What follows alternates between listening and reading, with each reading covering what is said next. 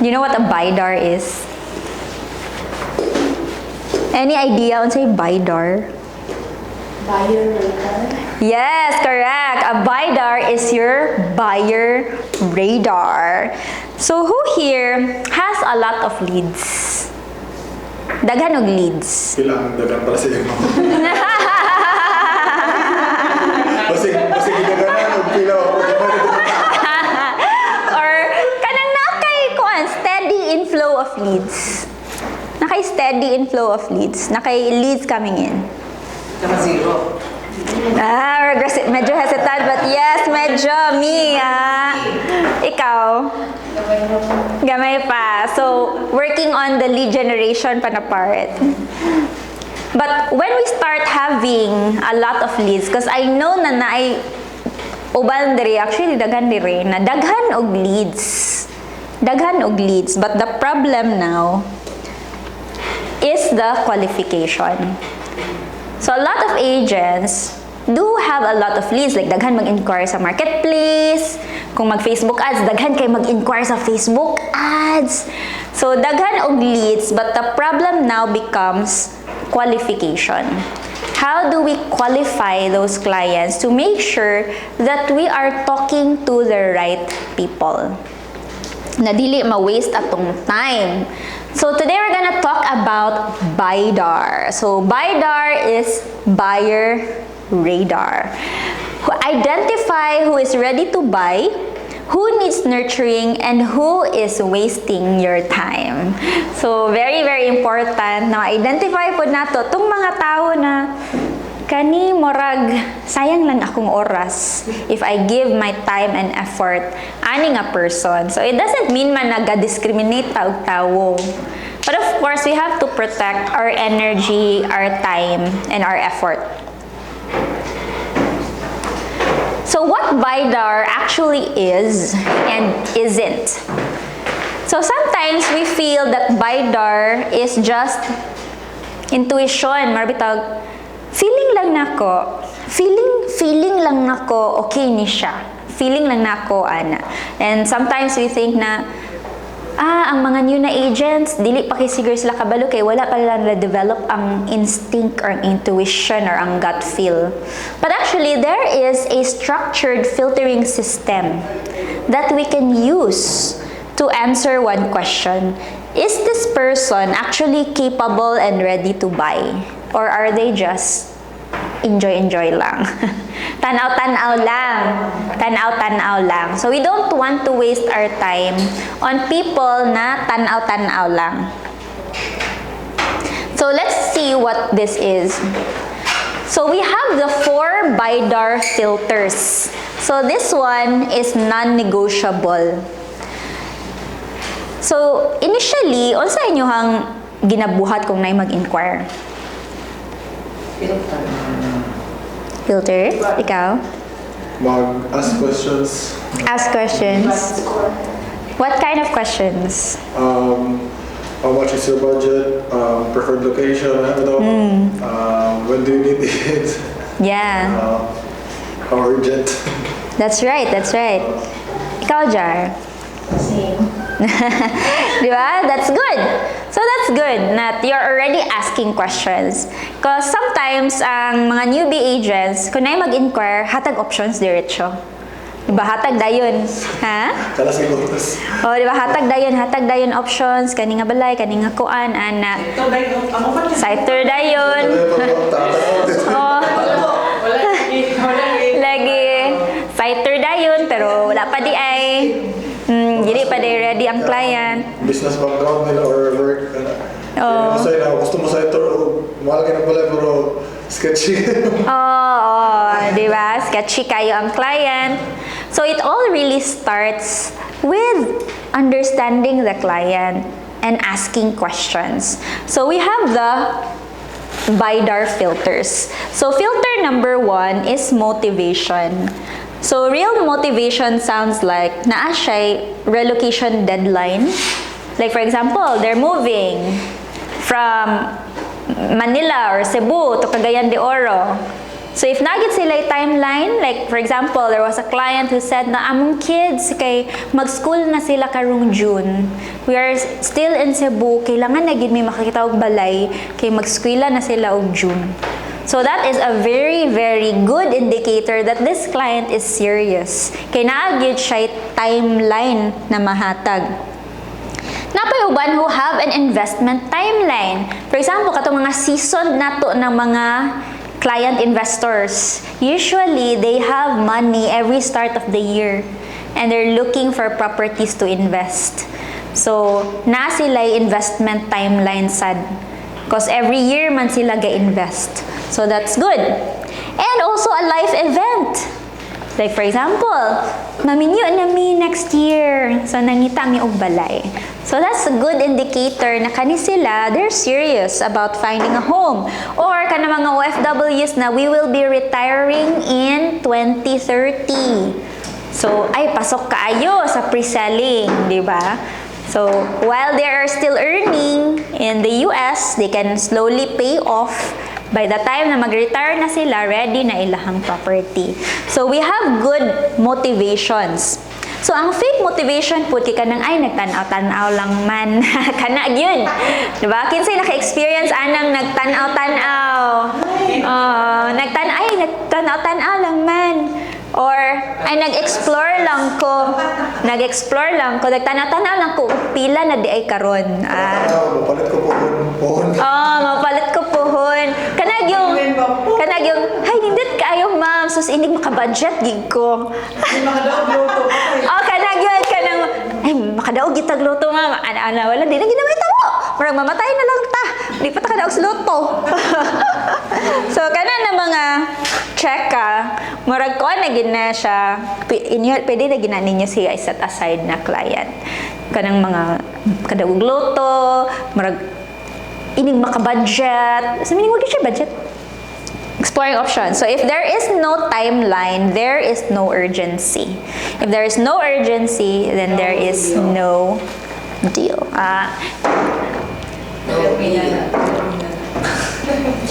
So, what is filter number 2? Financial reality. So, like I said earlier, not budget talk, but it's reality. Nilikada bitang mga inig maka-budget ko or inig kanang expression na kanang makabunal og insik kanang mana kanang expression ay sige Steph inig makabunal tag insik mura yan na bitaw na murag so we're talking about financial reality here. So, mailhan nimo ang mga serious na buyers because they're actually willing to talk about their finances with you. So, they're actually quite open na mo mention yun sila that this is our budget range, this is the budget that we're working with. Like, I had a client na they were touring mga luxury homes. And of course, I asked them if they had a budget range that they're working with. And they mentioned that we're willing to spend ang ideal gid niya was 30 million. Like, we're willing to spend 30 million and below. And so it's very particular and they're upfront about it. They will really tell you kung pila ilahang budget range. So, napoy uban na medyo dakpon-dakpon sa kanang mga budget kay maulaw mo say. Pero di po na siya ingon na, dili ni siya kay wala ni siya budget. Pero maulaw lang, you just have to draw it out. So for those kinds of clients na medyo maulaw pa sila to say their budget or they're not very upfront about it, we can give them a range. Like, mangita sila house and you can say, oh, do you have an ideal budget range in mind? Saka, nang sakto lang. Like, we have houses that are 10 million and below. We also have 10 to 15 million and we also have 20 million and above na mga houses. Mingon is like, ay, asar po kayo ng 20 million. Diyan natas mga 15. O, diba? So na, wingon lagi hapon. Well, yeah, mugawas lagi hapon. Mugawas, you just draw it out lang. So, we're looking for proof of funds or kanang not necessarily man tamang ngayo og proof of funds, no, but you can draw that out as well sa inyong storya. Like for example, i-chika-chika, dala-dala man siya chika-chika na marag, oh, hi sir, so, what's your business di ay? Or usually I start with, taga-asa di ay mo sir? Yung siya, taga-butuan man mi. Taga-butuan ka. So you're here in, nag-relocate mo to CDO? Siya, dili man, anhi-anhi lang. So, okay. So, are you expanding your business here in Cagayan? So, makachika na din siya na, nag-expand na mi diri, na. So, makabalo na din ka na, mo din iyang negosyo. Or mo din ang iyang source of income. So, ma-verify na din ni mo si client na this client is legit. Or income clarity. Kani willingness to discuss numbers clearly. So, most of the time, serious buyers, mo discuss man na sila. Okay, of course, they also don't want to waste their time sa seeking or looking at houses or properties that they cannot afford. Ang mga serious na buyers, dili man na sila magtanaw-tanaw o mahal ra kayo nga property po na dili sa nila makaya. And alignment between desire and affordability. Kumusta maning alignment between desire and affordability? Mga two-story house, exceed na 7 million ang budget. So kanang ingon na clients, we just have to educate them. So I also had a client recently that I met with na iyang gi-inquire sa ako was, one of the luxury homes in Cagayan. So, na-inquire siya adto, and I also asked about his profile, niya taga-Iligan siya, gakabahaan daw ilang house sa Iligan, so they want to transfer na to CDO. So, I was like, okay, that sounds like a good reason, right? That sounds like a good motivation for them to purchase a home. And then, so, naabot mo siya Cagayan one time, nag-ask siya if we could meet, pero nag-ask ko niya if he wanted to see the katong mga houses na akong padala. Then, gusto naman siya makig-meet. So, for me, that's a bit strange. Kaya normally, buyers, when they have an intention, musa-schedule lagi na sila og property diretso. So, kato siya, nakig-meet lang sa. So, okay na po, kay quicker man sa ng meeting. So, nakig-meet me, Anna, and I showed him, naka-realize siya na he wanted to buy a lot na lang di ay daw, and mag-build na lang siya house. So, I also showed him how much the prices are. So, dito din niya na-realize na, taas-taas naman di ang presyo karon sa mga lots. And then, we started talking about, for example, 200 square meters, 30,000 per square kay itong dool sa clubhouse. So, 6 million. So, na-ask siya, can I just give 3M na down, then staggered na lang ang kuan? So, that made me realize na, dili pa di kay siya ready sa iyang financials. Dili pa siya ready. Kay ma-sense man nimo sa the way mo answer na maybe the budget that he has is 3M for a lot. Na pa siya dira. Wala pa ni fit bitaw sa actual prices karon na ang 150 square meters is na nasa mga 4M. Usahay makakita pa ta og kuan gamay-gamay ana. Pero gusto siya 200. So, wala pa ni fit ang iyahang budget sa how much the prices are really right now. So, kung masense nimo na napa sa ingon nana nga point ang client, you stop offering and you move to consulting. Na marbitaw, i-share mo kang client na mo na ni siya ang atong mga price ranges right now for XE, kuan. If you want, pwede ta mag-run Europa kay lower pa ang price per square dito. Or i-educate lang yun mo si client. And then of course, wala man tayo mabuhat sa iyang finances, di ba? Hindi man ta magikeron. Makakuan siya. Oo, di mo takatapal. Nakahalin pero nakatapal. So financial reality, really have to talk numbers with your client. So most of the time, kung serious na siya nga client, they will be open to talking about numbers with you. Kung medyo evasive gani si client or medyo budget is floating, budget is in the air, dili sa nato na siya. So naman we'll see, maybe the bank will approve, maybe makadaog tag loto, maybe makabunal tag insik. So pa na siya. So what else are our Buydar filters? Kani decision power. So are you talking to the buyer or you're talking to the messenger?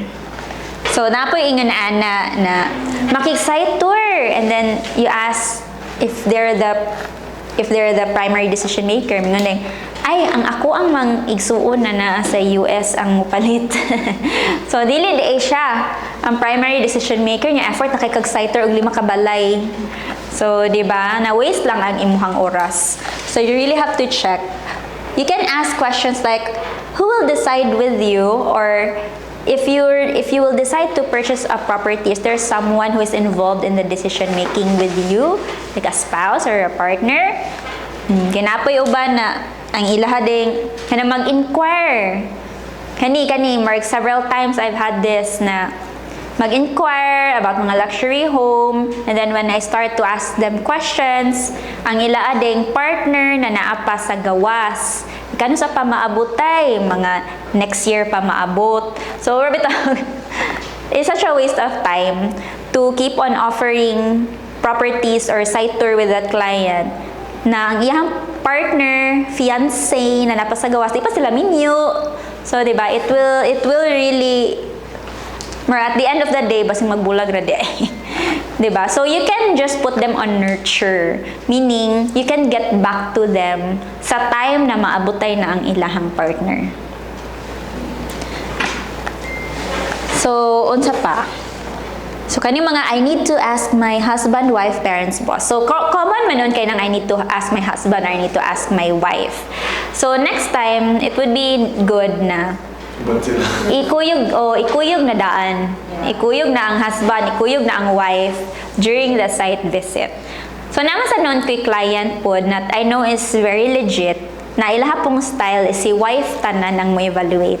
If she likes something, ay hana din niya ipad to iyang bana. Kay busy man po iyang bana. Busy ang bana. So, siya ang murag tig filter daan sa iyang makita ng mabalay. So, that's okay, rapod. Di sa natupugson. Mailhan na gid po nato if the client is legit. And murag naalang gid po sila ilahang own na dynamic sad. But, in other instances, mas best good if kuyog na si husband o si wife during the site visit. Para diretso na maka-decide. So, timeline discipline. So, no timeline is equals no deal. So, you also need to clarify, like, so when do you intend to buy a home? Like, if you find something that you like, when do you intend to buy? So, nice na siya nga question. Kay moingon pud sila og we're looking to buy a home within the month, or we're looking to buy a home by June, or mahatag gid sila og timeline. So that's really an indicator na hot na siya nga client. So I've also had a client na nasayop sad ko kay wa ko naka-filter og insakto na kay tungod gi-refer siya sa ako, so wala kay ko nag asking mode. So, nag-site tour na me and all, only to find out ang ilahading plans to buy was end of the year pa. So, alright. So, late ko naka-ask sa question ba, when do you intend to buy? Because I do normally ask that at the start. Kung makapalo ka, like, for example, end of the year, so, imong plan makig-viewing kay mga almost end of the year pa, well, Mo kuan ko mahatag ko sa ilaha og options just to make sure di sila mangita sa lain. And then kuan, since end of the year pa, mo suggest pud ko that we will also view the homes like when they're ready. So, pero magpadala ko option sa ilaha gyud. Kay grabe na ra ba kay ka-competitive ang real estate pud na market karon. If they don't get what they want from you, they will look for it from somebody else. So if they're asking, and if imuha siyang ma-qualify na this is a qualified buyer, like they have the means to purchase, like they have the buying power, pero ang ilang timeline is layo pa lang gyud, then you can continue to send them options. So I also have a client na kani siya nga client, nag-contact sa ako, I think early pa sa 2025. So napa siya sa gawas.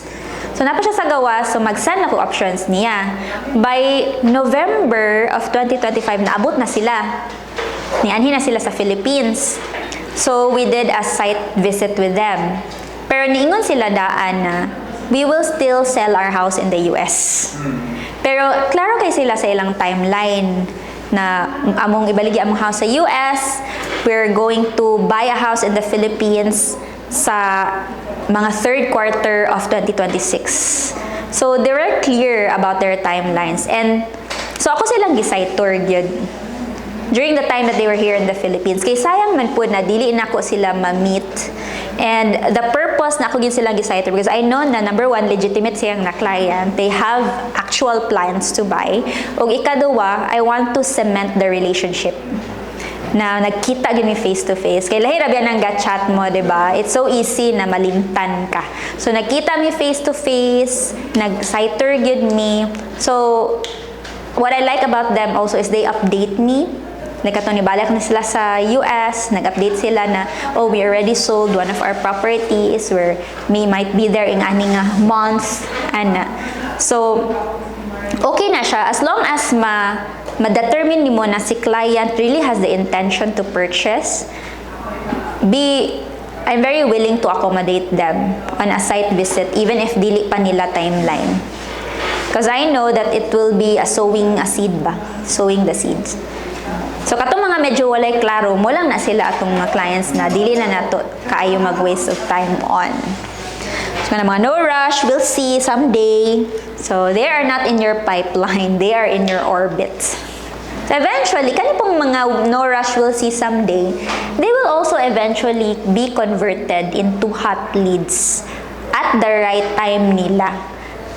But mo lang na siya atong i-follow up. So mo na ang topic next week ni Alex.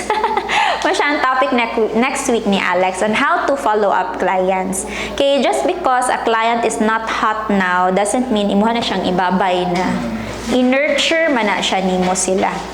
So ang ato lang objective karon is identify nato kinsa gyud ang nay intention, kinsa gyud ang ready to buy, kinsa gyud ang hot kay sila ang ato ang hatagan og oras ug panahon.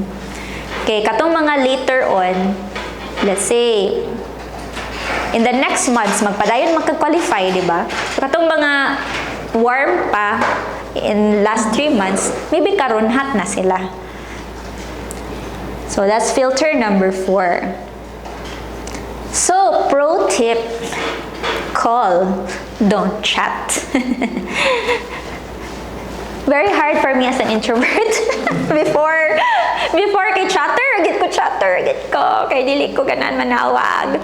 But I realized na dako gid kayo og impact when you call a client, especially if it's a new inquiry. Kay ngano man tuloy-tuloy inyong conversation, medyo madakpan nimo si client gyud. Kay kung chat man good, pwede ra gyud kayo na dili siya ma-reply. Di ba? Pero kung dakpan nimo siya sa call, pwede ra gid ka maka-establish og rapport through the call, and then you ask questions, qualifying questions. Tuloy-tuloy na din yung check ka, then daghan na din kag makuha nga information about that client. So here's a buyer qualifying call flow. So this is the opening. So opening is you build comfort and set control. Like, hi, thanks for reaching out. Before I send listings, I just want to make sure I show you the right options. Can I ask you a few quick questions so I don't waste your time? Of course, pwede po nato ni siya i-binisaya. Kung unsay comfortable na language sa imuhang client. Kay basig feeling pud kay ni client, ay, call center kaayo, kung English ra kaayo niya siya Bisaya.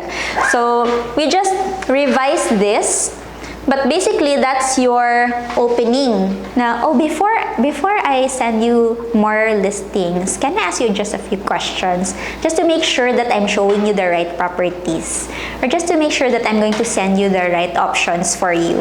So, kung nga natong approach, si client man good, marag kaget siya nga nung mangutana ka kay it's for them, di ba? Nangutana ka kay tungod sakto imong mahatag sa ilaha, so they will be okay na mangutana na dayon ka.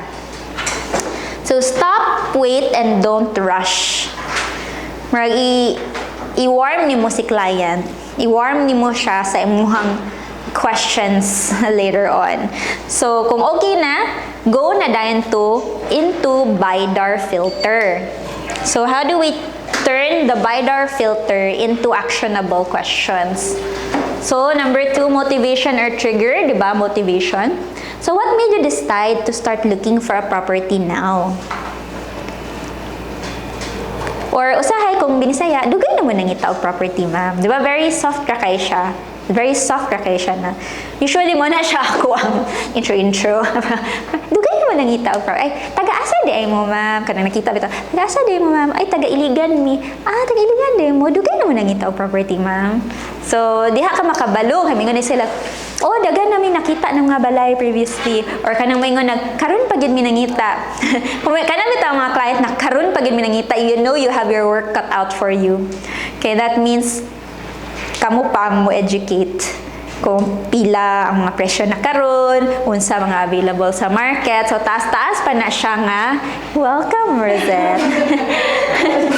Taas-taas pa na siya nga process kung si client kay first time pagid niya nangita pa. Noon ang nakanindot pud kung bago pagid pud si client nangita, fresh na fresh, imo gid tanan ang listing sa iyang makita. So, kung strong iyang answer, like we're relocating, investing, OFW returning, expanding, you can say, got it, that makes sense. That usually means timing is important for you. Or if weak iyang pangutana, mga just exploring, browsing, curious, oh, no problem, you're still in the early research stage, right? So you are labeling them, you are labeling them, not judging them. So marag imuha lang silang maragi ko ana. Okay, since curious pa man sila, browsing lang.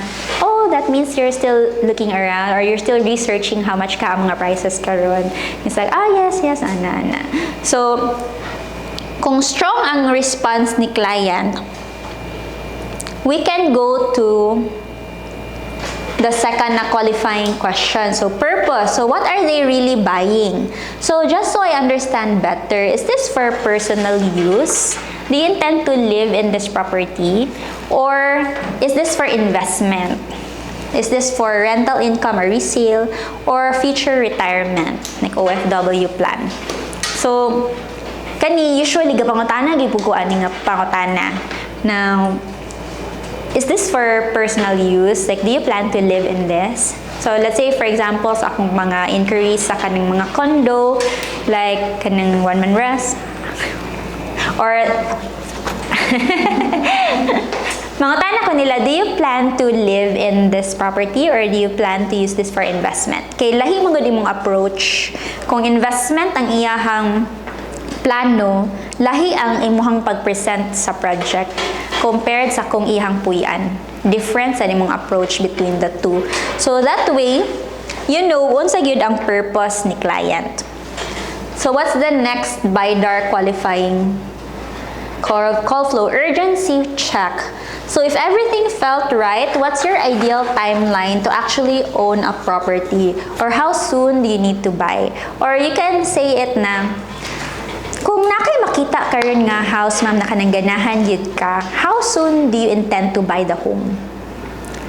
So, at least makuha nimo ang iyahang timeline. Or diha na din manggawa sa, hulatan sana ko akong bana na makanaog sa barko, may inaana. So, at least makabalo na gid ka kung unsa gyud ang iyahang timeline. Kay when you know the timeline of the client, mas mabutang nimo siya sa imong calendar o kanus nimo siya dapat i-follow up. So, nasad ko'y client na interested siya to invest in a condo, but napa siya sa Manila. Nga gusto man siya matanaw sa showroom. So, maabot siya is mga karong end of June.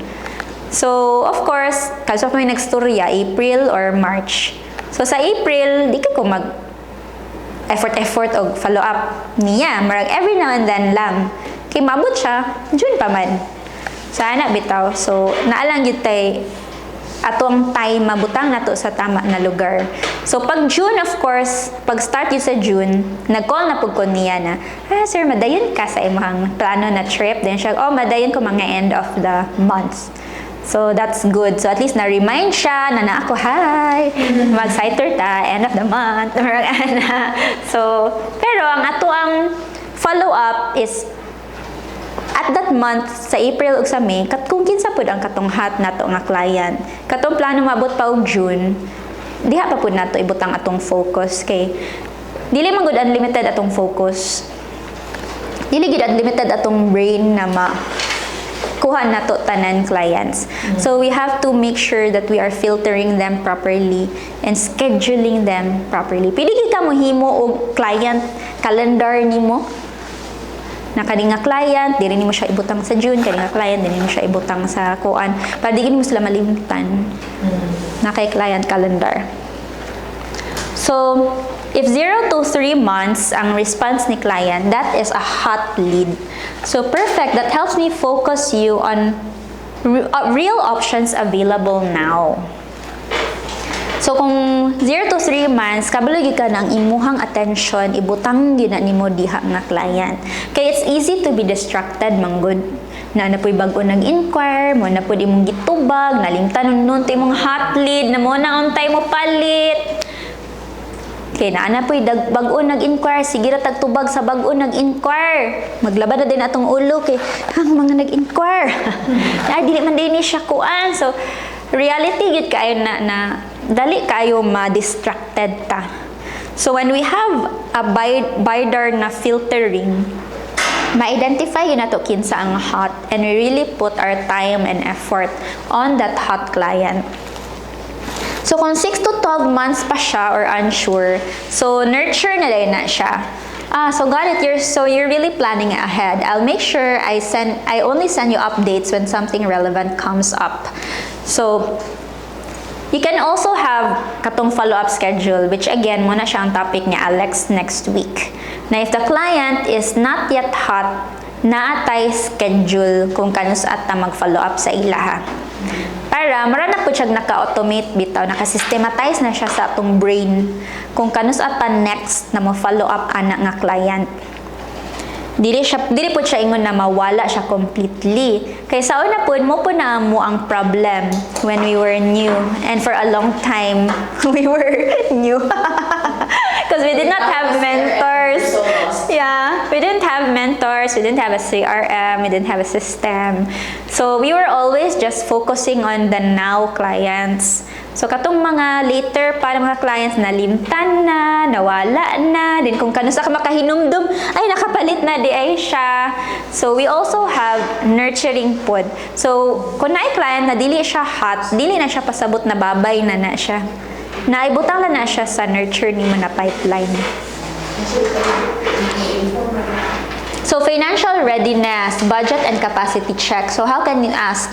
So, I can match you properly. Are you already looking at a specific budget range or still exploring that part? So, usually, mga tala lang yun good. Do you have an ideal budget range that you're working with? And, usay, mga computation, no? So, magpadala kag computation. Usahay, medyo offensive, di ba pa siguro offensive na kanabit ang mga tanang kag nipasok ra sa mong budget, nipasok ra sa mong budget ang computation, di ba medyo offensive. So instead of that, I would ask na how does the computation sound for you? Does it fit with your investment needs? Or so the word, I changed the word budget to investment. Kay dili man ma-offend si client na mo fit siya, or dili siya mo fit sa akong investment profile. Kay you're not questioning their capacity to pay. You're just asking them if it fits within kung sa ilang plano i-invest nga money. So, muna siya ako ang a little bit of reframing of how I say kung kumusta ang computation, or does it fit within your line of investment or sa imong plano na investment, and so, dili na ma-offend ng mga clients. Hindi ba ma-pride? Kumusta ang pride sa itong client? Gahapon. So,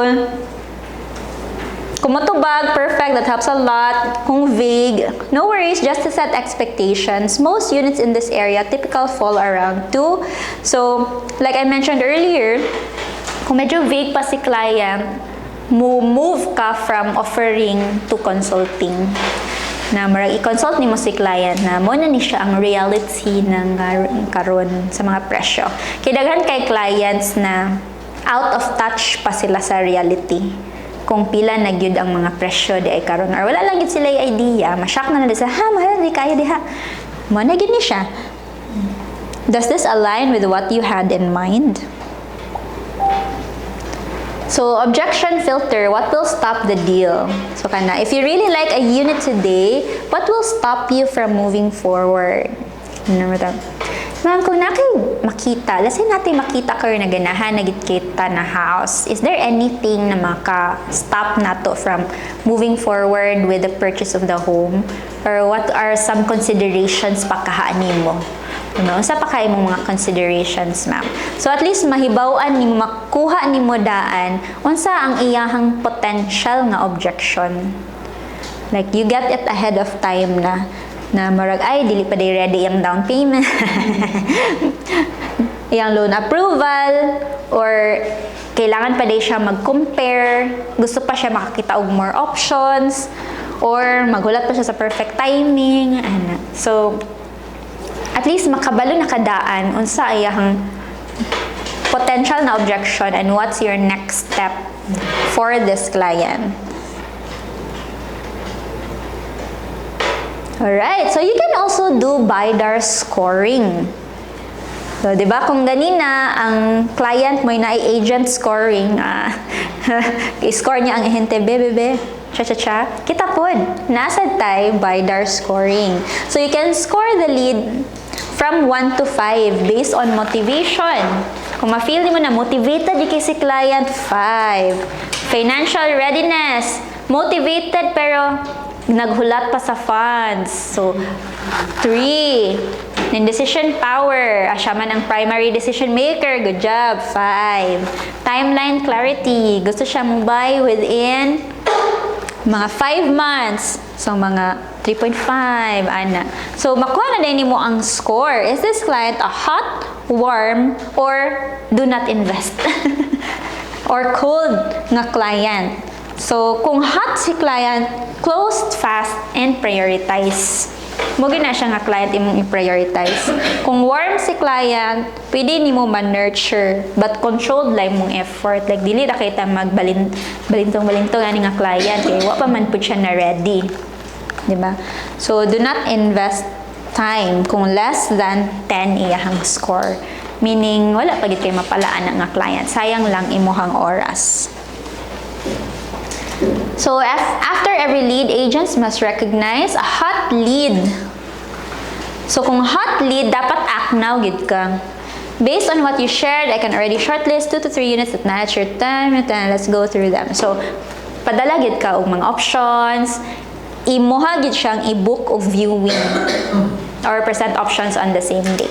Kung hot si client, kuhaan gid mo iyang oras. Ikaw gid dapat ang mo. Bam! Kuhaan yun mo si client. Kung hot siya. Kunin mo talaga. Kung hot na siya, schedule na din siya viewing immediately. Or present options on the same day. Kung warm si client, so I'll send you curated options as they come up. But I only flag ones that truly match what you're looking for. So, kung warm siya, muna din ang drip follow-up. Natay follow-up schedule for them. Padala ka og properties, ingani na mga schedule. So, again, that's for next week. Mana siya itong training next week. On say, nindot na follow-up schedule. So, at least, dili nakanabitong di ba, sa labi na sa brokerage, kay mangita pa mga matches sa imong clients. Effort ba mangita og mga match, di ba? Mangita pa ka og unsay mubagay ani nga client, unsa na napamamoy looking for. Check ba ka sa agent? Background check ba ni wang agent kung legit ba nin siya, direct ba na niya nga listing or unsa ba. So, more effort kaayo ka. Daghan na kay kag-present ni client ay niya, di pa man siya hot. So, di ba? Sayang siya. So, kung cold lead, no time investment. I'll keep you in the loop if something fits your timeline better in the future. So, minimal contact lang. So, objection handling, we're just looking. Perfect, that's actually the best way to start. So, just so I don't overwhelm you, what would make you say that this is the right one when you see it? So, nagyapon tayo marag gathering information for clients who are just looking. Sometimes we can also be more particular about buyer cues. Kana may uban naman yun, nagtanaw-tanaw lang pero serious, giday na siya nga buyer. Diba? Naasan na sila. Nakadang, tanaw lang mi, pero mupalit di ay. Oh, naingin na. Nakabuna. Nakabula. Saya mga high profile na client, mayon para lang dili sila sa mukun. So, yeah. Just so I don't overwhelm you, what would make you say this is the right one when you see it? So we don't have a budget yet. So that's okay. Most clients I work with started there too. Are you leaning more toward investment or end-use living? So it's really more of just marabitag i-draw out nimo unsa gyud ang kailangan ni client. And we're just comparing. Makes sense. What are the top 3 things you're comparing right now? Price, location, or payment terms? Mga di pa ready na tayo. Mga dili pa ready. Mga canvas. Okay, so the big shift from helping to qualifying. So amateur agents try to help everyone, explain everything, show everything. Tinod yun na siya. So when you're new, basta na yung mag-inquire kay, sige, ibigay ko ang lahat. Oh, ibigay ko ang lahat. Help, tabang yun, explain yun tanan, show yun ang tanan. Bahalag unsa ng oras sa dili sa. So elite agents on the other hand, elite biyata. We qualify fast and we disqualify cleanly. And we invest time only where money exists. So you are not paid for effort, you are paid for accuracy of selection. So you have to make sure that you are qualifying your clients very well. Ano sa inyong feeling na i-disqualify niyo ang client? Ready na mo disqualify yung client? Ready? Ready na mo disqualify yung client? Sa mga lines sa disqualification. Wala naman. Dili man nung kamuingon, di ba? O anything. Pero naraman na sa imuha na. Kung nag-inquire, you can let this inquiry go. Kanaman ko yung uban na, especially when you're new, excited ba ka na ng inquire, di ba? Or masayangan ka ba? Sayangan. Kana gyud, I think kana siya nga feeling na, hala, sayang man ni, oy, sayang kay nag-inquire na biya. Or sayang ni siya nga client. Pero sayang po ni mga oras. So we have to also be able to say no to certain clients. So yung sa akong feeling biya when we started doing Facebook ads, daghan kay nag-inquire niya. Marabito, kadaghan ba nila? And then, at first, you want to be able to answer everybody. But karon paspas na kayo, kanin, kadili. Paspas na kayo ba na, dili ni siya. Wala, ang naungan ni, profile picture pala daan. Oh!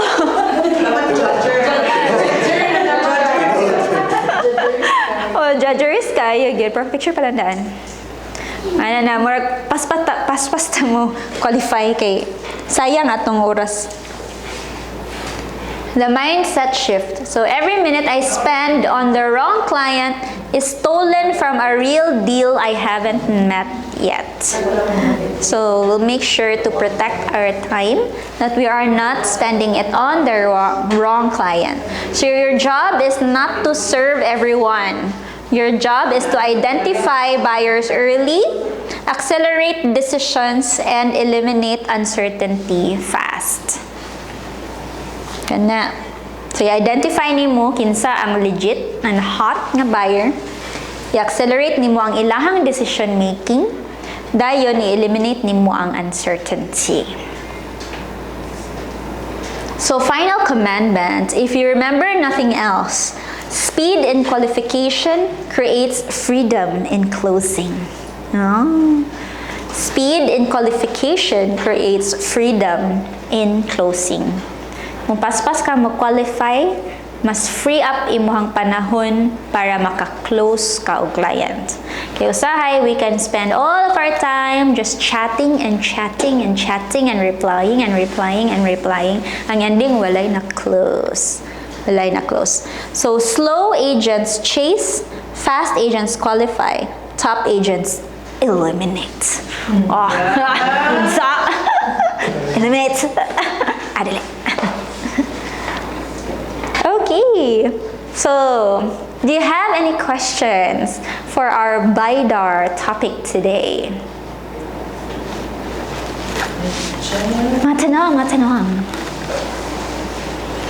Kung dili